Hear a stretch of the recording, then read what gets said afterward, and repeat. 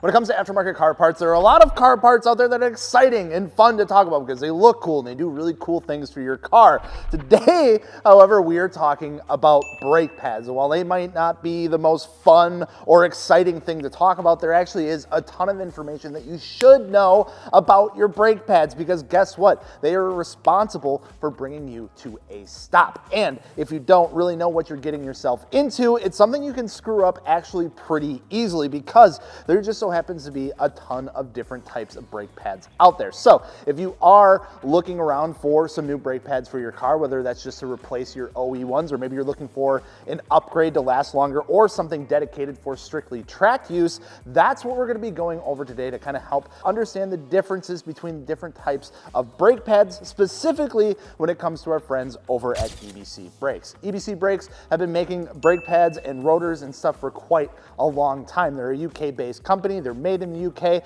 and over the years, they have developed quite the lineup of brake pads that have become quite popular for OE replacement as well as dedicated track use. Laid out in front of me are some of the most common lines of brake pads from EBC, from their Ultimax 2 all the way up to their newer RPX brake pads. And we're gonna be going through each of these individually, kind of get a better understanding of what each of these are, when you would wanna go with something like an Ultimax or a Yellow Stuff or an RPX, and what should be right for you and your car. I'm Giles from Martini Works. Let's go ahead and get started.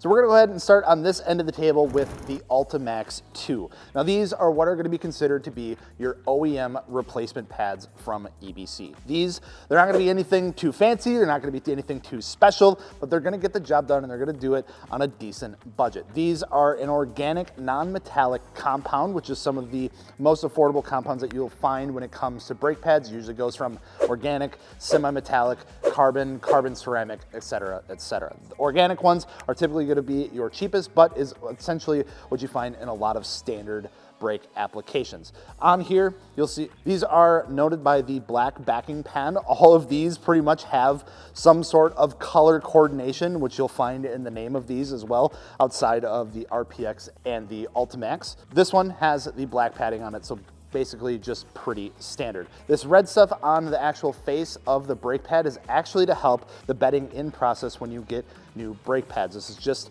a compound that's actually painted on the brake pads. You'll see on the majority of them here, so you don't have to go through any specific bed-in process when you swap over your brake pads. Just makes it real quick and easy to swap these in. You got new brake pads, you're ready to go. At the end of the day, just a low-cost replacement for OEM brake pads, so you're not breaking the bank on them. Again, just great for all-around everyday use. Definitely not a track-rated brake pad. These are just gonna be for like your daily driver type of thing. So maybe your OEM brake pads are getting down there, you're ready to start swapping them up, but you don't wanna go with something really cheap. You wanna maybe go more middle of the road. That's where we're gonna see the green stuff start to come into play. Green stuff, green backing pad, it's all color coordinated. It makes it really nice and easy to recognize, but what exactly do they do and what are the differences between them? So moving up from the Ultimax 2, you get to the green stuff from EBC. Now, one of the main differences between the green stuff and the Ultimax 2 is going to be the compound that these are made of. So the Ultimax 2 is an organic compound. This is going to be a fibrous Kevlar fiber compound that you're going to find in here. So this is going to offer just a little bit more bite, a little bit more fade resistance than the standard OE replacement organic brake pads. This is just going to give you a little bit more bite to it. Again, these are meant to be an OE replacement, a little bit of an upgrade, again, for that daily driving situation. These, again, are not track pads yet. These are just meant to be a standard OE replacement that offers a little bit more longevity out of it, quietness. You're gonna get a little bit more bite out of it on that initial pedal feel just due to the design and the compound that it's made from. But again, these are not meant to be a performance or track pad. They're just meant to get the job done, be a nice replacement for some OEM brake pads without breaking the bank again. Now, when I talked about the different compounds coming into play here, from organic to some sort of fiber or semi-metallic to ceramic, that's where we get to the red stuff. So in this list of all these brake pads, this is the last one in the lineup that I would consider to be an OEM replacement, but yet still an upgrade as far as longevity and performance and things like that. That would be the red stuff right here. So this is a Kevlar ceramic brake pads. So the compound in here, again, changing from, of course, the Ultimax to the green stuff to the red stuff. Again, not a track pad. Don't get it confused with the red backing plate on here. And, I know red tends to be kind of correlated with racing and being fast and speed and all that sort of stuff. That's not necessarily the case with the red stuff. So don't get it confused. We do get a lot of questions all the time. It's like, oh, I hear a lot of people like the blue stuff for racing and track use, but the red stuff, that should be just as good, right? No, it's not.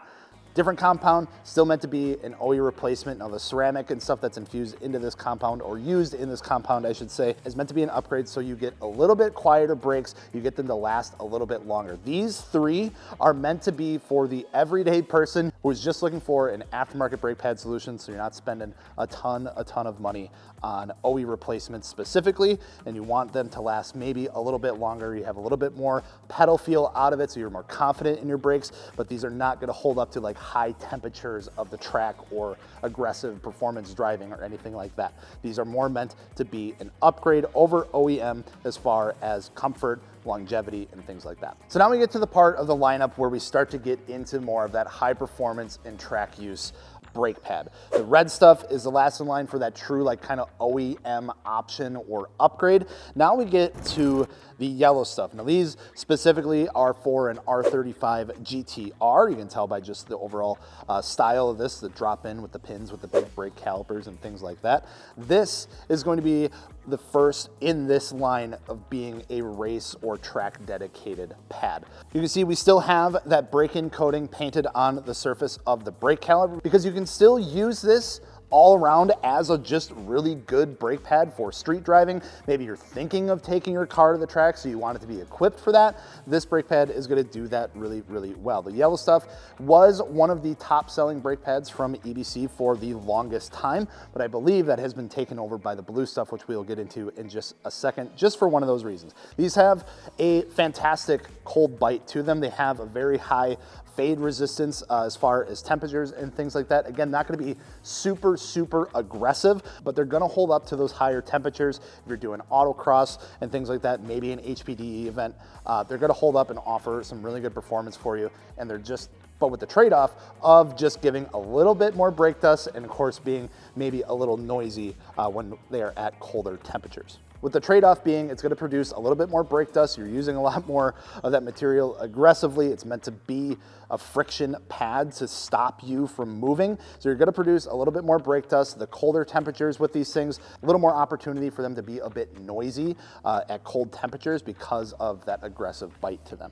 Now in 2021 came along, the blue stuff with its reformulated compound to it kind of is the king of the EBC brake lineup, at least as of right now. The blue stuff is by far one of the most popular performance brake pads from EBC that you can take on the track as well as drive around town with, and you're not gonna just absolutely hate your life because they're making a ton of noise and they're dirtying up your wheels like absolutely crazy. The blue stuff pads are gonna offer you a higher temperature range than the yellow stuff, so that reformulated compound bringing a little bit more performance to the blue stuff pad over the yellow stuff, which a lot of people like, because when they do bring them to the track, they can beat on their car all day. They're gonna last a good amount of time. You're not gonna have to worry about these wearing out super fast. Then you can still drive home on them the rest of the day. You can go get groceries with them. You can cruise around downtown with them, and they're not gonna be just absolutely obnoxious. We've put these in multiple cars that we've had here around the shop, and they've been fantastic for us. When I was kind of talking to Alex about this and a couple other people here at Martini Works between,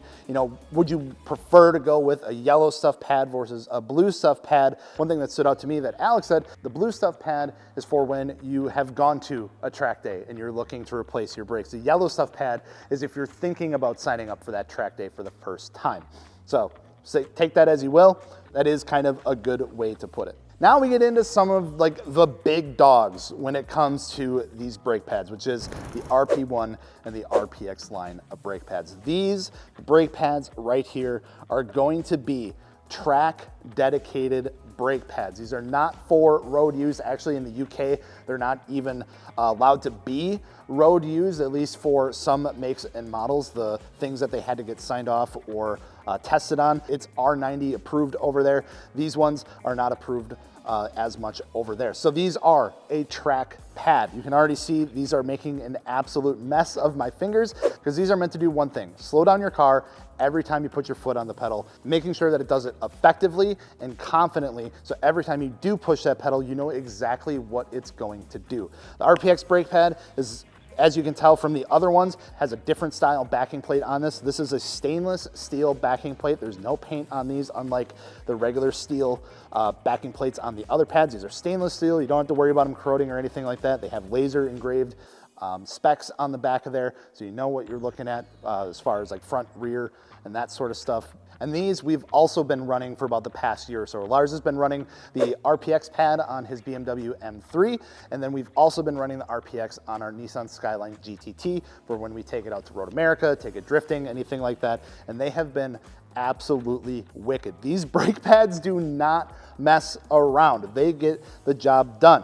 Now, when it comes to the RP1 versus the RPX, there tends to be a little bit of confusion on what the difference is there as well. The RP1s, which we have right here, these are going to be meant for what are known as over-servoed cars, cars that you don't really need to push as much for the brakes to feel like they're doing something. So like your supercars, your cars with really big brake calipers and things like that, that when you from factory push the brake pedal, you still feel like it's doing a really good job at slowing that car down and bringing it to a stop. Under-servoed cars, for instance, like when we had Alex's new Nissan Z, that car felt under-servoed. It felt like you really had to push your foot on the brake pedal to get that car to start to bite and start to grab and start to slow down. That's where the RPX brake pad is going to do a really good job, because these offer way more of an initial cold bite than the RP1s do. This RPXs also have an insanely high temperature range, somewhere over like 1500 degrees. So when you get these things heated up, they are still gonna perform amazingly well. They're not gonna wear on you nearly as fast either, because they're meant to handle those super high temperatures. But the difference between the RP1 and the RPX is that the RPX is gonna be very good with that cold bite. It's gonna produce a lot of noise, it's gonna produce a lot of dust, and the RP1 is gonna be one of those brake pads that you need to get up to temperature, but once it's there, it's gonna do a fantastic job for you. My hands are filthy. Recording? Yeah. Come here, come here. You guys want a good brake pad? Look at me, listen through him. The RPX makes you a better driver, but it's really dirty, and you don't wanna do it with white wheels. We were idiots, don't do that. Blue stuff most popular, yellow stuff pretty good. RPX race car. So cliff notes of everything that I just said right there. Thank you, Alex. But what he said is true. RPXs, we do have them on our GTT. We do drive that car around town, and I will tell you that that car gets a ton of looks. If it's not because it's a bright yellow R34, it's because the brakes are squealing like nuts, because we're not getting them up to temp where they'll be more effective. They won't make as much noise. And again, these brake pads weren't developed for comfort in mind. They were developed for someone who's strapping themselves into like a gutted car, flying down the track with a bunch of engine noise going on, a bunch of road noise going on. They got a helmet on, they may be talking to someone on the radio. The last thing that they're caring about is how their brakes sound. They just want to make sure that the car slows down when they want it to. That's exactly what those brake pads were developed for. So are they messy? Are they going to make a ton of dust and be, a pain in the butt to clean off your wheels?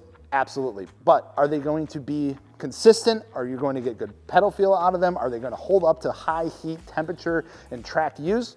100%. So that is your breakdown from start to finish of the EBC brake pad lineup. Hopefully this helped clear some things up with the differences between your standard Ultimaxes to your yellow stuff, between the yellow stuff and the blue stuff, and then of course your actual track dedicated pads like the RP1 and the RPX. So you can go into purchasing your next set of brake pads with a little more confidence, knowing exactly what you're getting, because at the end of the day, that's why we're here, to help inform you so you can go and buy the car parts that are gonna work right the first time. So with all that, if you are at all interested in checking out some EBC brake pads for your car, maybe you need some brake rotors as well. They do brake rotors that do pair with their brake pads too, whether you're looking for just normal rotors, slotted, drilled, whatever it might be. You can check all that out over at martiniworks.com. And of course, if you need any help really trying to decide which brake pads are gonna work best for you, feel free to reach out to us. We'd be more than happy to help you out with that process as well. I'm Giles from Martini Works. We'll see you later.